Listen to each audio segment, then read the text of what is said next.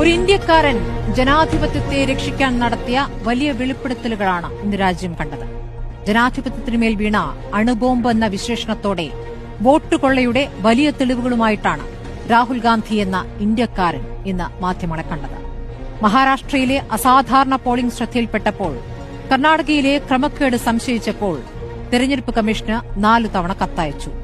Digital data തരാഞ്ഞപ്പോൾ Congress party നടത്തിയ അന്വേഷണത്തിൽ തെളിഞ്ഞ വസ്തുതകൾ, 7 അടി പൊക്കത്തിൽ 300 കിലോ വരുന്ന കടലാസുകൾ 6 മാസമെടുത്ത് പരിശോധിച്ചു കണ്ടെത്തിയ സത്യങ്ങൾ, മഹാരാഷ്ട്രയിലെ 40 ലക്ഷം ദുരൂഹ വോട്ടർമാർ, 5 മണി കഴിഞ്ഞ് കുതിച്ചുയർന്ന പോളിംഗ്, തെളിവ് ചോദിക്കുമ്പോൾ സിസിടിവി ദൃശ്യങ്ങൾ നശിപ്പിച്ചു എന്ന തെരഞ്ഞെടുപ്പ് കമ്മീഷന്റെ മറുപടി.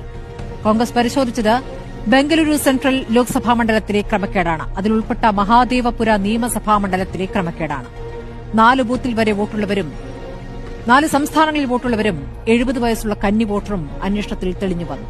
മഹാദേവപുരയിൽ നിന്നും ഈ അന്വേഷണം രാജ്യത്തെ മറ്റു സംസ്ഥാനങ്ങളിലേക്ക് തിരിച്ചാൽ വരുന്ന സത്യം എന്താകും? പുറത്തുവരുന്നത് ക്രിമിനൽ തെളിവുകളാണ്.